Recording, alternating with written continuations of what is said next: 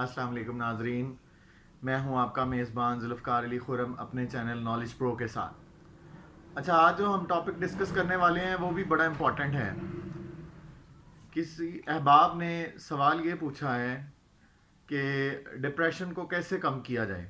अच्छा, उसके लिए सबसे पहले हमें उसकी कॉजेज़ को जानना होगा कि व्हाट आर द कॉजेज़। पहले मुझे ये बताइए आप कि डिप्रेशन साइकोलॉजिकल लेवल पे होता है या फिज़िकल लेवल पे। ज़्यादातर, बल्कि every time, depression is based on psychological level. मुझे ये नहीं मिला, मेरे साथ ये हो गया है, मेरी जॉब चली गई है, मेरा बिजनेस में लॉस हो गया है, वो हो गया, ये हो गया, वो हो गया, बच्ची का रिश्ता नहीं हुआ, बच्चे का रिश्ता नहीं हुआ, वट एवर द मैटर। ठीक है जी। तो उसमें जो प्रॉब्लम है ना जी, वो साइकोलॉजिकल लेवल पे है। अब उसका सोल्यूशन साइकोलॉजिकल लेवल पे ही हमें फाइंड आउट करना पड़ेगा। अच्छा, लोग क्या करते हैं, डॉक्टर्स के पास जाते हैं। डॉक्टर्स उन्हें anti sedative, anti depressive medicine देते हैं। ठीक है जी। और उससे क्या होता है कि आपके माइंड में जो केमिकल्स होते हैं, कुछ माइंड में केमिकल्स होते हैं, उसको वो जो डिप्रेसिव केमिकल हैं उनको वो रिलीज़ करता है। वो मेडिसिन जो है ना वो उसको रिलीज़ करती है, जिसकी वजह से आप थोड़ा सा खुशी महसूस करते हैं। अच्छा, डिप्रेशन में आप बताएं कि आप कॉन्ट्रैक्ट होते हैं या कि एक्सपैंड होते हैं। डिप्रेशन में आप कॉन्ट्रैक्ट होते हैं, आप ऐसे परेशान हो जाते हैं। किस किस्म का मूड होता है इंसान का कि कैसे गाने सुने जाएं? Sad songs. अच्छा, सैड सॉन्ग सुन के इंसान के साथ क्या होता है? वो और सैड होता है। ओ जी यार, पता नहीं क्या हो गया जी, ओ मारे गए, लूटे गए जी, ऐसे है वैसे है। मतलब वो सॉन्ग में ना अपनी इंटेंशंस को साथ में कनेक्ट करता है, और कनेक्ट करता है तो फिर वो क्या करता है, वो और सैड हो जाता है। ठीक है जी। तो अब जब आप कभी खुश होंगे तो फिर कैसा होगा? आपका क्या मन चाहेगा, क्या दिल चाहेगा, कैसे गाने सुनने को? हैप्पी। और हैप्पी जब आप सॉन्ग सुनेंगे तो फिर क्या होगा? आप और हैप्पी होंगे, you would feel very easy, energetic feel करेंगे। अच्छा, इसके ना सोल्यूशन की कुछ बेसिक चीज़ें हैं। जैसे है कि सनलाइट है, वाटर है, एनर्जीज़ हैं। इसकी एग्जांपल मैं ऐसे देता हूँ कि जैसे कि किसी एक नॉर्मल इंसान को, एक खुश इंसान को एक कमरे में बंद कर दिया जाए, डार्क रूम में। खाना पीना, वॉशरूम, सब मामला उधर अवेलेबल हो, but room is dark, always dark 24 hours. तो कुछ दिनों बाद क्या होगा? वो डिप्रेशन का शिकार हो जाएगा, वो डिप्रेशन में चला जाएगा बुरे तरीके से।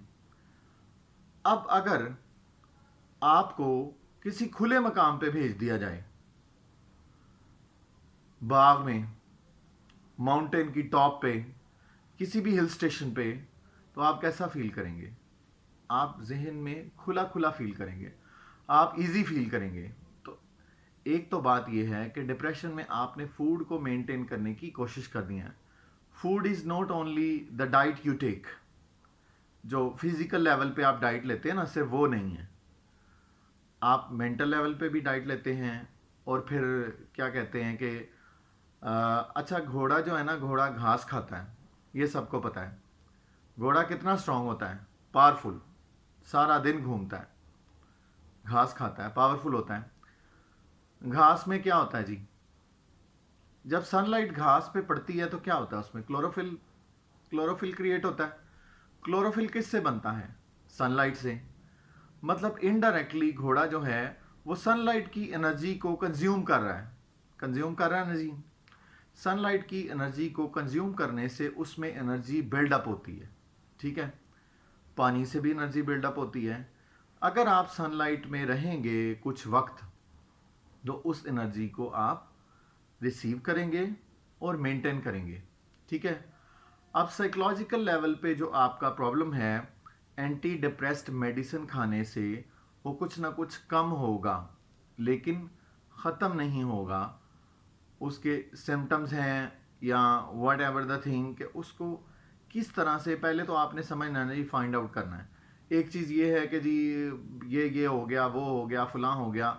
अच्छा यार छोड़ो, अब कोशिश करो नेक्स्ट, ये तो हो गया जो होना था। अब मैं इसको ख़त्म करके अब मैं नेक्स्ट अपनी लाइफ को स्टार्ट करता हूँ. Tomorrow would be the new day.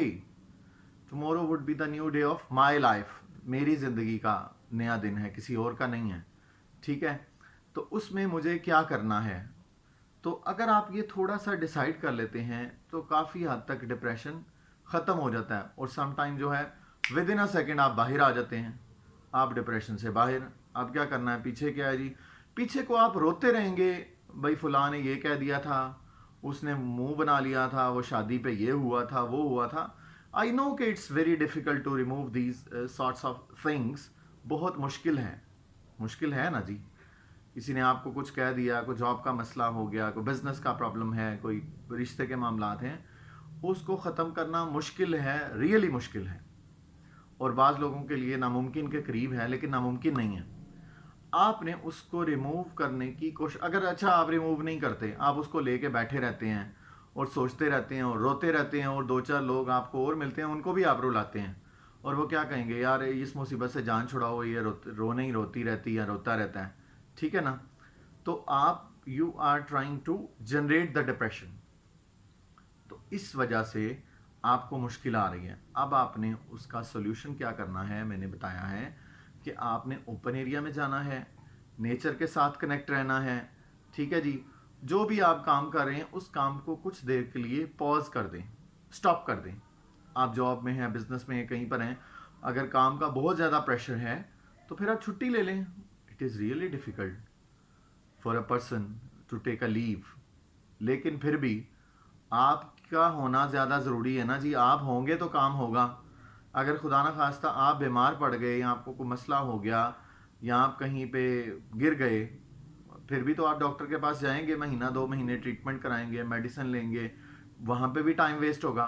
तो इसका सोल्यूशन है कि पहले ही आप थोड़ी ब्रेक ले लें. उस ब्रेक में आप घूमें फिरें. जो आपके करीबी दोस्त अहबाब हैं, जो आपके बहन भाई हैं, पेरेंट्स हैं, मैरिड हैं, तो वाइफ के साथ भी आप जा सकते हैं भाई, कोई प्रॉब्लम नहीं है. ठीक है. अगर प्रॉब्लम है तो फिर वाइफ के डिप्रेशन को भी कम करें, because she has to live with you. उसे आपके साथ ही रहना ना. ठीक है जी. तो अभी ये छोटी सी कुछ टिप्स दी हैं आपको, तो इस पे एक्ट अपॉन करें, तो then it would be reduced and removed finally.